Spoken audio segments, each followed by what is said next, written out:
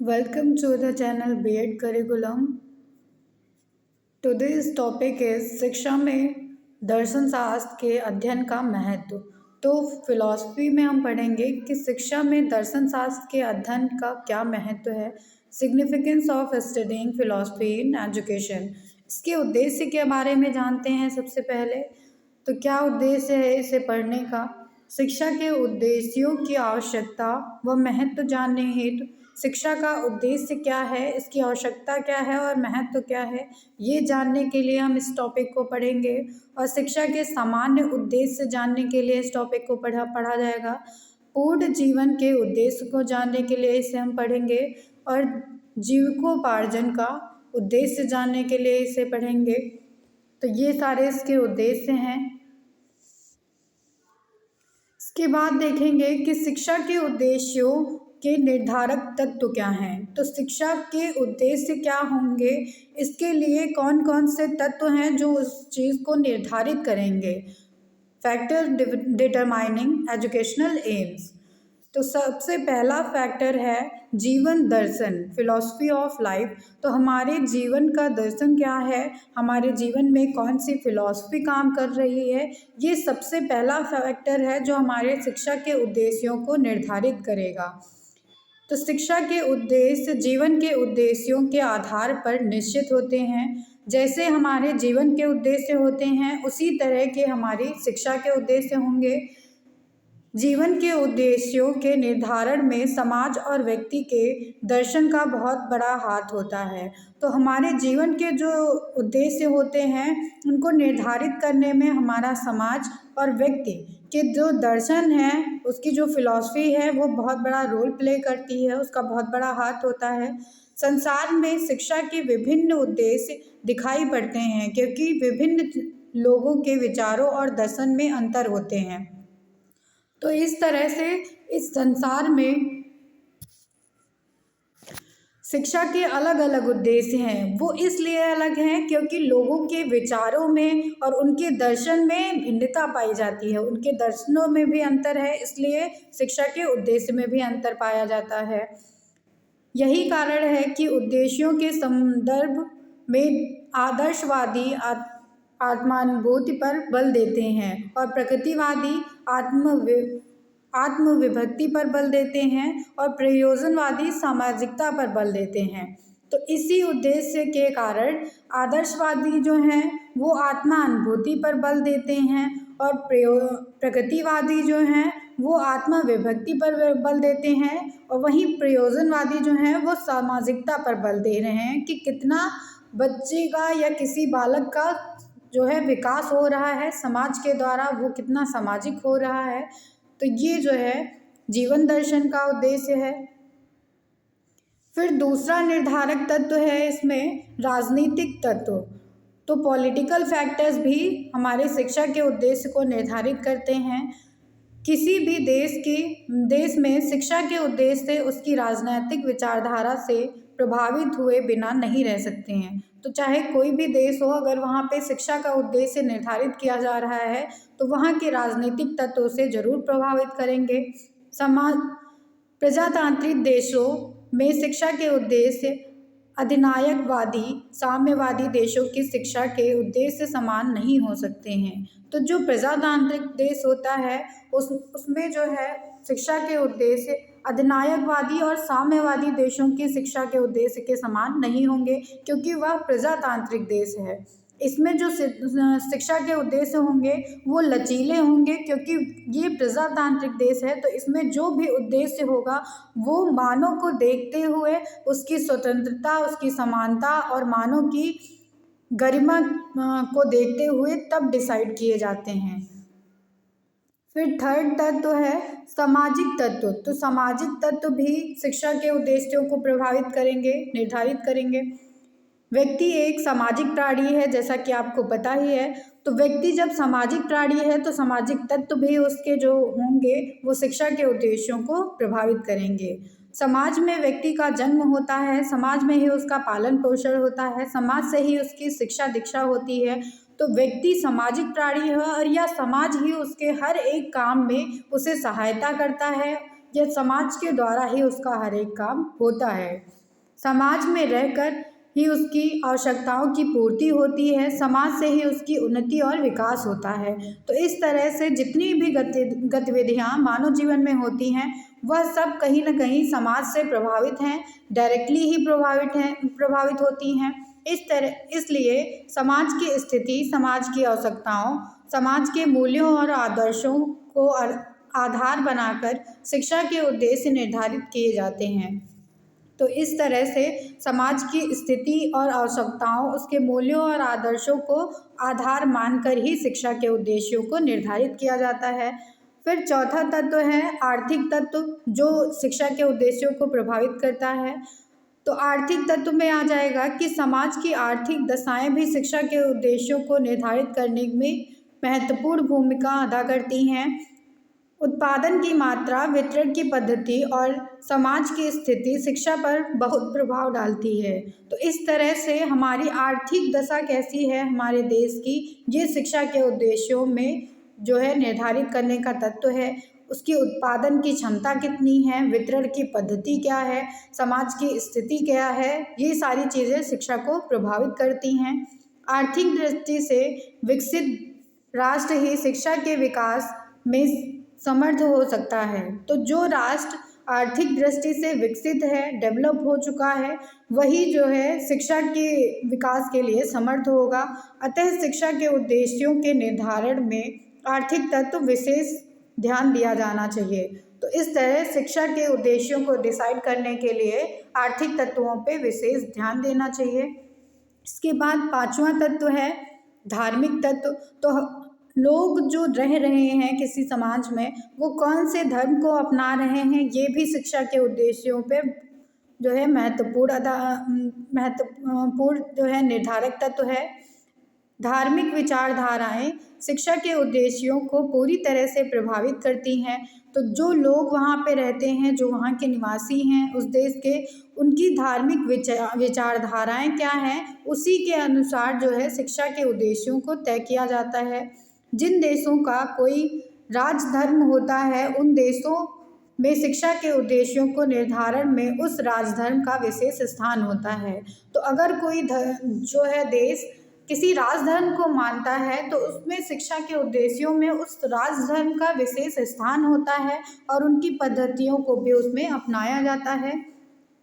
भारत जैसा देश धर्मनिरपेक्ष राज्य है, तो यहाँ का कोई भी राजधर्म नहीं है, फिर भी विभिन्न धार्मिक विचारधाराएं शिक्षा के उद्देश्यों को यहाँ पे प्रभावित करती हैं और विभिन्न धार्मिक संगठन द्वारा स्थापित शिक्षा संस्थानों में इन धर्मों के विचारों, विश्वासों, सिद्धांतों के अनुसार शिक्षा के उद्देश्य निर्धारित किए जाते हैं।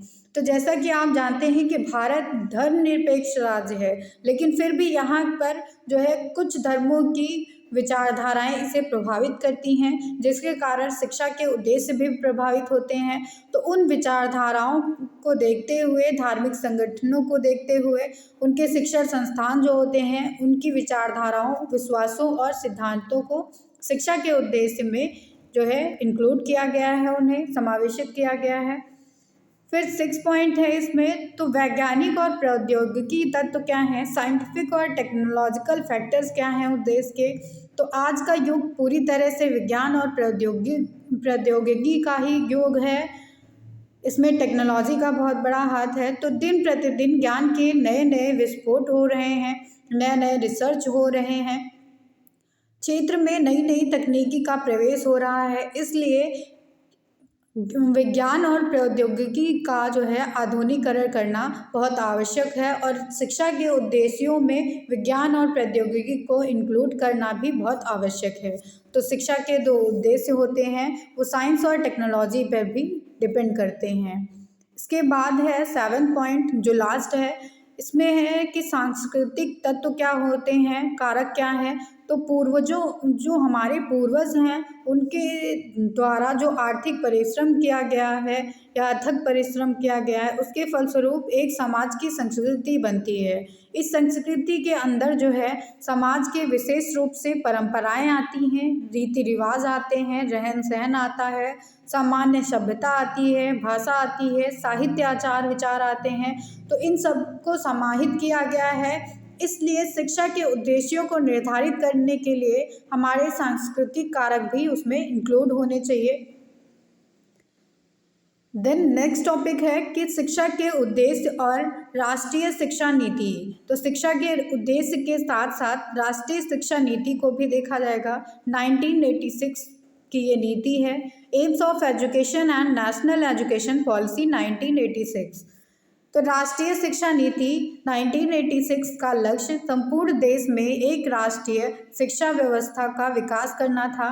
तो जो राष्ट्रीय शिक्षा नीति आई 1986 में, उसका जो पर्पस था वो संपूर्ण राष्ट्र में, संपूर्ण देश में एक राष्ट्रीय शिक्षा व्यवस्था को लागू करना था। शिक्षा को चुनौती में कहा गया है। शिक्षा जो है वो एक चुनौतीमय प्रक्रिया है। शिक्षा द्वारा व्यक्ति की सामाजिक, आर्थिक और उसकी क्षमता, सृजनशीलता पर जोर दिया जाता है। इसलिए जो है शिक्षा और राष्ट्रीय शिक्षा नीति में इन सारी चीज़ों को जो है इंक्लूड किया गया है कि व्यक्तित्व का शारीरिक, बौद्धिक और सौंदर्यपरक विकास होना चाहिए और वैज्ञानिक मनोवृत्ति, लोकतांत्रिक, चारित्रिक और आध्यात्मिक मूल्यों को मन में बिठाना चाहिए। विषम परिस्थितियों का सामना करने और उन्हें बदलने के लिए आत्मविश्वास होना चाहिए। तो अगर कोई ऐसी स्थिति आ गई जो आपके अकॉर्डिंग नहीं है, तो आप में इतना सामर्थ्य होना चाहिए कि आप उस स्थिति से जो है उस स्थिति को जो है टैकल कर सकें और उसमें बदलाव कर सकें। तो इस तरह से शारीरिक और सामाजिक प्रौद्योगिकी, आर्थिक और सांस्कृतिक परिवेश के प्रति जागरूकता पैदा करना।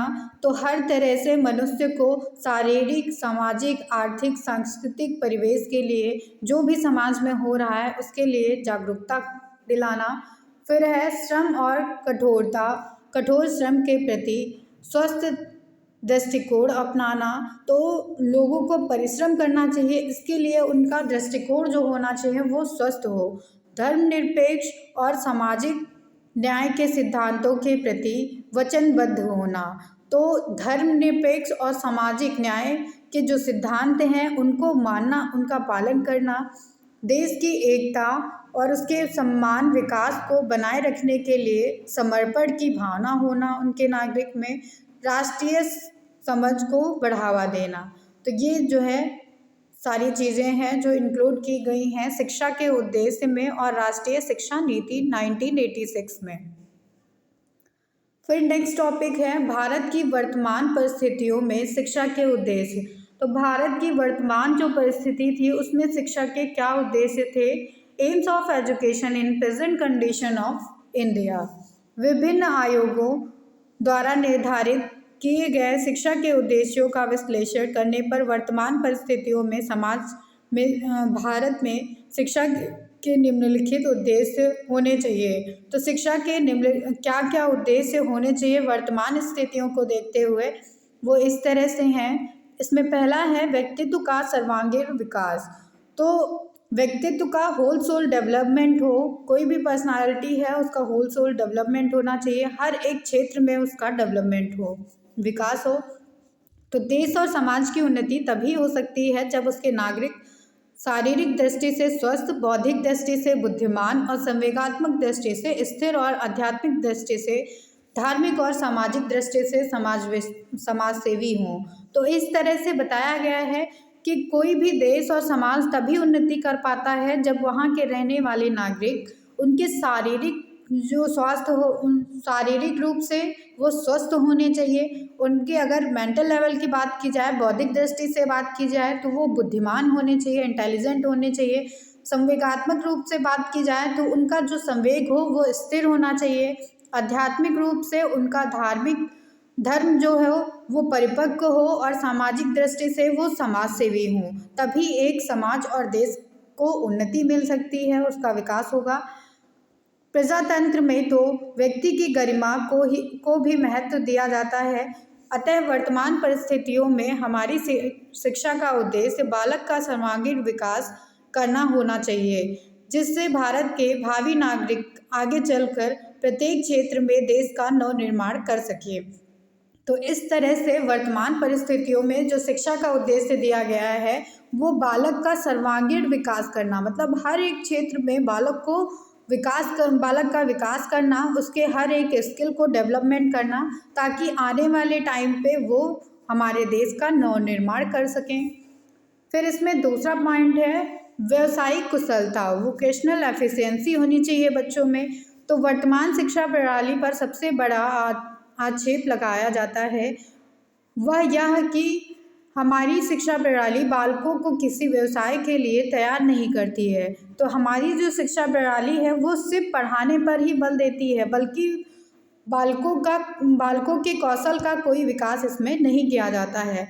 आज़ादी के 58 वर्षों के बाद भी इसमें कोई विशेष परिवर्तन नहीं हुआ, जिससे शिक्षित बेकारों की संख्या दिन दोगुनी रात चौगुनी बढ़ती जा रही है। तो इस तरह शिक्षित जो लोग हैं वो बेरोजगार हैं, आज भी उनकी संख्या लगातार बढ़ती जा रही है। छात्र वर्ग में असंतोष पैदा होता जा रहा है। हमारी शिक्षा का एक प्रमुख उद्देश्य हर एक बालक को उसकी योग्यता, उसकी क्षमता और उसकी रुचि के अनुसार व्यावसायिक प्रशिक्षण प्रदान करना होना चाहिए। तो हर एक बालक का जो है उसकी क्षमता क्या है, उसकी योग्यता क्या है, उसकी रुचि किस एक व्यवसाय में है, उसके अनुसार उसको कौशल की ट्रेनिंग दी जानी चाहिए, उसको काउंसलिंग करानी चाहिए, गाइडेंस प्रोवाइड करना चाहिए, जिससे वह अपना जीविकोपार्जन कर सके और देश के आर्थिक उन्नति में सहायता कर सके।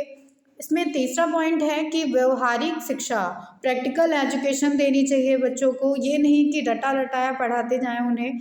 तो हमारी वर्तमान शिक्षा प्रणाली जो है वो सैद्धांतिक और पुस्तकीय है। बच्चों को सिर्फ जो है थ्योरी रटाई जा रही है, सिर्फ बुकिश नॉलेज प्रोवाइड की जा रही है। ये जो है एक अव्यवहारिक क्रिया है, उसका बालक के जीवन से कोई भी संबंध नहीं है। जो भी वो पढ़ रहा है उसका बालक अपने जीवन में कोई यूज़ नहीं कर पाता है। इसका परिणाम यह होता है कि बालक उसमें कोई भी रुचि ही नहीं दिखाता है, उसे पढ़ने में मन ही नहीं लगता है। अतः हमारी शिक्षा का उद्देश्य जो है बालक को ऐसी शिक्षा प्रदान करना होना चाहिए जिसमें बालक के वर्तमान और भावी जीवन के किसी न किसी रूप से संबंध हो।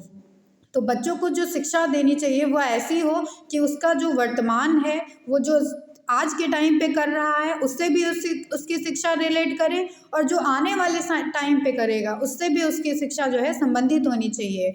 ऐसी शिक्षा प्राप्त करके ही बालक जीवन में प्रवेश करने के बाद सफलता प्राप्त कर सकता है। तो ऐसी ही शिक्षा बच्चे को अपनी लाइफ में सफलता दिला सकती है।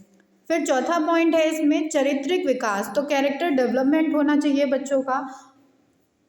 व्यक्ति के चरित्र का सीधा प्रभाव समाज और राष्ट्र पर पड़ता है। व्यक्ति कैसा इंसान है ये जो है समाज और राष्ट्र को प्रभावित करता है। चरित्रवान व्यक्ति ही किसी समाज और देश के प्रगति का आधार बनता है। तो जो व्यक्ति चरित्र का जितना गुणी होता है उसका समाज उतना ही ज़्यादा डेवलप करता है। आज हमारे देश में चरित्र का संकट आ रहा है। देश के शत्रुओं को देश की गुप्त बातों और रहस्यों का पता लगने लगा है। राजनीतिक शक्ति प्राप्त करके अपने को, अपने परिवार को, अपने संबंधियों को और अपने राजनीतिक दल को आर्थिक लाभ पहुंचाना, उच्च पद प्राप्त करके अनैतिक एवं भ्रष्ट आचरण करना, रिश्वत लेना, तस्करी करना आदि ऐसे कार्य हैं जो देश की प्रगति में बाधा डालते हैं। तो ये सारे ही कार्य ऐसे हैं जो हमारे देश को जो है पीछे ले जाते हैं। किसी भी देश को अगर देश में ये सारे कार्य हो रहे हैं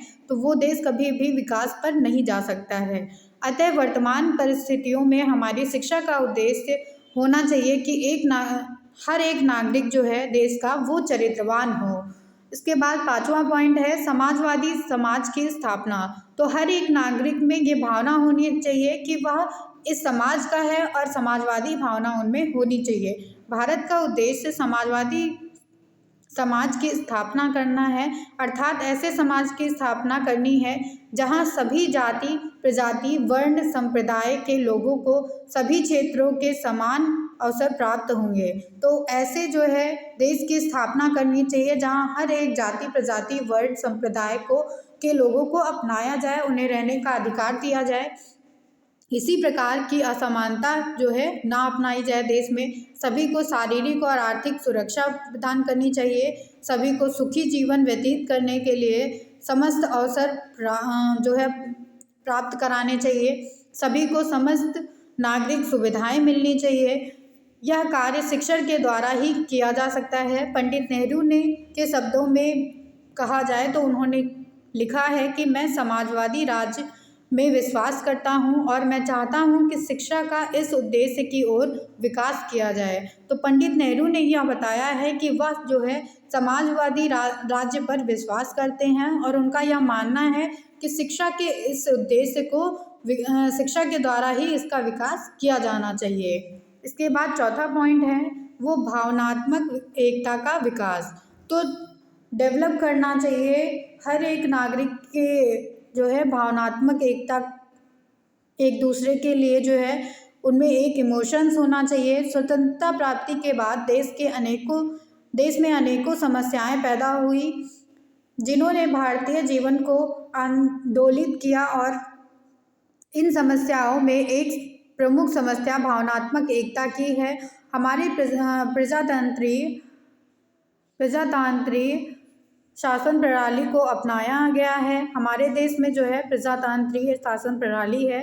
इस शासन प्रणाली की सफलता के लिए आवश्यक है कि देशवासियों में परस्पर प्रेम हो, उनमें सहयोग की भावना हो, भ्रांतिवाद का त्याग हो और देश पर मर मिटने की उनमें भावना होनी चाहिए। तो इस तरह से जो है ये शिक्षा के उद्देश्य और उद्देश्यों की बात की गई है भारत की वर्तमान स्थिति में। इसके बाद नेक्स्ट टॉपिक है कि शिक्षा का व्यक्तिगत उद्देश्य क्या होना चाहिए। Individual aim of education. तो हर एक व्यक्ति अलग है समाज में, तो हर एक व्यक्ति के लिए एक अगर इंडिविजुअल को हम लेके देखें, व्यक्तित्व को लेके देखें तो उसके लिए शिक्षा का क्या उद्देश्य होना चाहिए, इसके बारे में चर्चा करेंगे। तो शिक्षा के व्यक्तिगत उद्देश्य का अर्थ यह है कि शिक्षा द्वारा व्यक्तिगत शक्तियों, योग्यताओं और क्षमताओं का विकास किया जाना चाहिए। इस उद्देश्य के अनुसार शिक्षा के स्वरूप इस प्रकार होने चाहिए कि जिससे व्यक्ति के जन्मजात गुणों का व्यक्तिगत विकास हो सके, उनमें इन गुणों का प्रयोग करने की क्षमता पैदा हो सके।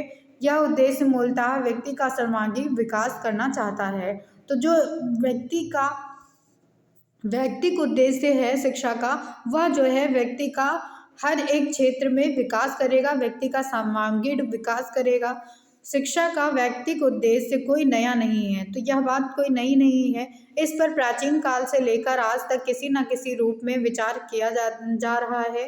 प्राचीन काल में ग्रीस, भारत एवं अन्य पाश्चात्य देशों में इस उद्देश्य पर बल दिया गया था और व्यक्ति के विकास की शिक्षा का महत्वपूर्ण कार्य माना गया था।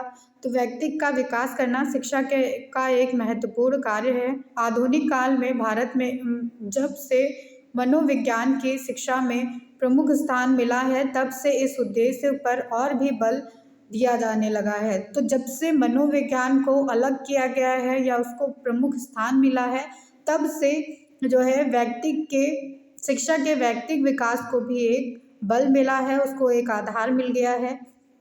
वर्तमान युग में रूसो, पेस्टोलॉजी और फ्रोबेल और टी.पी. नन, इन सारे दार्शनिकों और शिक्षा शास्त्रियों ने इस उद्देश्य पर अत्यधिक महत्व दिया है। इन दार्शनिकों ने व्यक्ति के विकास पर विशेष बल दिया है और कहा है कि शिक्षा की व्यवस्था व्यक्ति के अनुसार होनी चाहिए।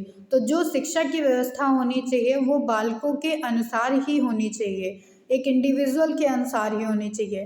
प्रसिद्ध शिक्षा शास्त्रियों रूसो का कहना है, तो प्रसिद्ध एक शिक्षा शास्त्री हैं रूसो, उनका कहना था कि बालक को ऐसी परिस्थिति और वातावरण में रखना चाहिए जिसमें उसके व्यक्तित्व का स्वाभाविक विकास हो सके। तो बालक को ऐसी शिक्षा देनी चाहिए, ऐसे वातावरण में, ऐसी परिस्थितियों में रखना चाहिए जिससे उसका जो है स्वाभाविक विकास हो सके उसके व्यक्तित्व का। तो ये रूसो का मानना था। इसके बाद पेस्टोलॉजी का कहना था कि बालक की समस्त नैसर्गिक शक्तियों के पूर्ण और विरोधहीन विकास पर बल देना चाहिए, ये पेस्टोलॉजी का कहना था। इसके बाद थॉमसन ने कहा कि शिक्षा व्यक्ति के लिए होती है और उसका कार्य व्यक्ति को जीवित रहने और संपूर्ण जीवन व्यतीत करने के योग्य बनाना है। तो इस तरह थॉमसन का कहना था कि शिक्षा जो है ये व्यक्ति के लिए है और इसका उद्देश्य जो है वो व्यक्ति को जीवित रखना, उसके संपूर्ण जीवन को व्यतीत करने के योग्य बनाना है। इस तरह अलग अलग शिक्षा शास्त्री का कहना था। इसके बाद बर्टलैंड रसेल ने कहा कि व्यक्ति की शिक्षा नागरिक की शिक्षा से कहीं अधिक उत्तम और श्रेष्ठ होनी चाहिए और शिक्षा के व्यक्तिक उद्देश्य का समर्थन करने वाले विद्वानों में टी.पी. नन का स्थान सबसे महत्वपूर्ण है। तो टी.पी. नन ने भी बताया है व्यक्तिक उद्देश्यों के लिए कि शिक्षा के द्वारा व्यक्ति के लिए कि ऐसी परिस्थितियां प्रस्तुत की जानी चाहिए जिसके अंतर्गत व्यक्तित्व का पूर्ण विकास हो सके और व्यक्ति मानव जीवन को अपना मौलिक योगदान दे सके। तो इस तरह टी.पी. नन का कहना था कि शिक्षा के द्वारा व्यक्ति के लिए ऐसी स्थिति होनी चाहिए, ऐसी जो है परिस्थितियां की जानी चाहिए कि व्यक्ति के जो है अंतर्गत व्यक्तित्व का पूर्ण विकास हो और उसके मानव जीवन को वो अपना मौलिक योगदान दे सके। इसके बाद नेक्स्ट टॉपिक है शिक्षा के व्यक्तिक और सामाजिक उद्देश्यों में समन्वय। तो synthesis between individual and social aim of education. शिक्षा के व्यक्तिक और सामाजिक उद्देश्यों के विषय में विद्वानों में भारी मतभेद है। तो इस तरह से हर एक विद्वान का जो विचार था वो अलग अलग था। व्यक्तिक उद्देश्य में के समर्थक अपनी शिक्षा योजना में व्यक्ति के प्रमुख स्थान देते हैं, व्यक्ति को ही प्रमुख स्थान देते हैं जो लोग व्यक्तिक उद्देश्य को मानते हैं और उसके व्यक्तित्व के विकास को महत्वपूर्ण मानते हैं। इसके विपरीत सामाजिक उद्देश्य के समर्थक अपनी शिक्षा योजना में समाज को प्रमुख स्थान देते हैं। तो जो व्यक्तिक समर्थक हैं वो व्यक्ति को इम्पोर्टेंस देते हैं और जो सामाजिक उद्देश्य के समर्थक हैं वो समाज को प्रमुख मानते हैं। समाज की भलाई के लिए व्यक्ति द्वारा सब कुछ अर्पित करने पर बल देते हैं ये लोग। इस प्रकार दोनों विचारधाराओं के समर्थक व्यक्ति और समाज की आवश्यकता से अधिक महत्व देते हैं। तो कोई जो है व्यक्ति को जो है महत्वपूर्ण बताता है, कोई समाज को महत्वपूर्ण बताता है। वस्तुतः व्यक्ति और समाज एक दूसरे के विरोधी नहीं है वरन एक दूसरे के पूरक हैं। ना समाज विहीन व्यक्ति की कल्पना की जा सकती है और ना व्यक्ति विहीन समाज की एक के अभाव से दूसरे के अभाव की कल्पना की जा सकती है। तो इस तरह से व्यक्ति और समाज को एक दूसरे का पूरक बताया गया है कि ना समाज के बिना व्यक्ति हो सकता है और ना ही व्यक्ति के बिना समाज की हम कल्पना कर सकते हैं। तो इस तरह से ये दोनों एक दूसरे पर निर्भर करते हैं। मैकाइवर के अनुसार लिखा गया है कि समाजीकरण और व्यक्तिकरण एक ही प्रक्रिया के दो पक्ष हैं। इस तरह से मैकाइवर ने बताया है कि समाजीकरण और व्यक्तिकरण एक ही जो है प्रक्रिया के दो पक्ष हैं। व्यक्ति और समाज एक दूसरे पर निर्भर करते हैं। व्यक्ति जो कुछ सीखता है वह समाज में रहकर सीखता है, उसकी सारी आवश्यकताएं समाज के द्वारा ही पूरी होती हैं और समाज में रहकर ही उसकी रुचि और अभिरुचियों का विकास होता है। तो इस तरह से समाज उसे एक वातावरण जो है देता है। व्यक्ति की कभी भी समाज की अवहेलना नहीं कर सकता है, समाज में रहकर ही उसकी जीवन सफल और सार्थक बनता है। इस तरह से जो है व्यक्ति के विकास में समाज का विकास होता रहता है। टी.पी. नन का इस बारे में कहना था कि व्यक्ति के लिए समाज के महत्व को इन शब्दों में व्यक्त किया जा सकता है। व्यक्तित्व का विकास केवल सामाजिक वातावरण में होता है। तो टीपी नन ने बताया कि व्यक्ति का जो व्यक्तित्व का विकास है वो समाज के वातावरण में ही हो सकता है, जहाँ सामान्य रुचियों और सामान्य क्रियाओं में उसे भोजन प्राप्त होता है। तो उनका कहना था कि वहाँ सामान्य रुचियों और सामान्य क्रियाओं में उसे भोजन प्राप्त होता है। व्यक्ति और समाज के घनिष्ठ संबंध को देखकर सहज ही निष्कर्ष निकाला जा सकता है कि शिक्षा के व्यक्तिक और सामाजिक उद्देश्य एक दूसरे के विरोधी नहीं बल्कि एक दूसरे के पूरक हैं। तो यह जो है निष्कर्ष निकाला गया कि जो शिक्षा के व्यक्तिक और सामाजिक उद्देश्य होते हैं वो एक दूसरे के पूरक हैं। दोनों उद्देश्यों में से किसी की भी उपेक्षा नहीं की जा सकती है। जहाँ एक सत्य है कि व्यक्तिक और सामाजिक उद्देश्यों में किसी को शिक्षा का एकमात्र उद्देश्य नहीं बनाया जा सकता है। तो ये दोनों ही उद्देश्य एक दूसरे के लिए पूरक हैं और इन दोनों ही उद्देश्यों को शिक्षा के उद्देश्य में रखा गया है। तो ये टॉपिक जो है यहीं पे कंप्लीट होता है। Thank you everyone.